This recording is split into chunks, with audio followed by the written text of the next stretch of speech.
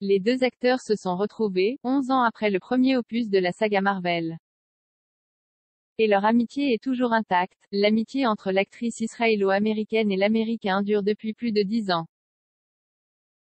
En 2011, Natalie Portman et Chris Hemsworth jouaient pour la première fois ensemble dans le premier volet de Thor. Il n'a pas mangé de viande, les interprètes de Thor et de Jane Foster, Mighty Thor dans Thor, Love and Thunder, nouvel opus réalisé par Taika Waititi, en salle depuis le 13 juillet, ont tissé des liens forts, comme nous l'expliquait Natalie Portman dans une interview. Un respect mutuel et profond existe entre les deux acteurs. Chris Hemsworth a d'ailleurs le sens du détail.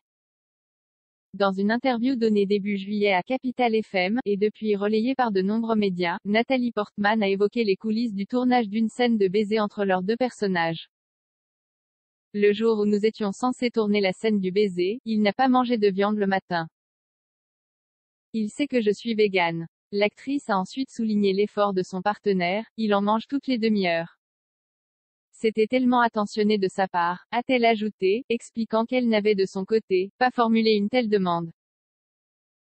Sa co-star Emma Thompson, qui se trouvait à côté pendant l'interview, a aussi salué l'attention de Chris Hemsworth, avec humour, je ne savais même pas qu'il pouvait se passer de manger de la viande. Natalie Portman, végane depuis 2009, ce n'est un secret pour personne. Natalie Portman est végane depuis 2009 et en parle régulièrement. À cette époque, la comédienne a décidé de faire un pas de plus dans son engagement puisqu'elle était déjà végétarienne depuis ses 8 ans. Le déclic, la lecture du livre de Jonathan Sfar, Faut-il manger les animaux? En 2017, l'actrice a notamment reçu un prix de l'Association des médias environnementaux pour féliciter son engagement.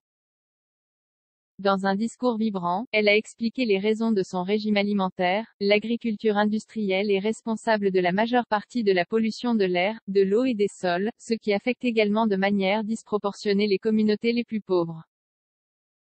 Nous pouvons donc prendre des décisions 3 fois par jour sur ce que nous faisons de notre planète.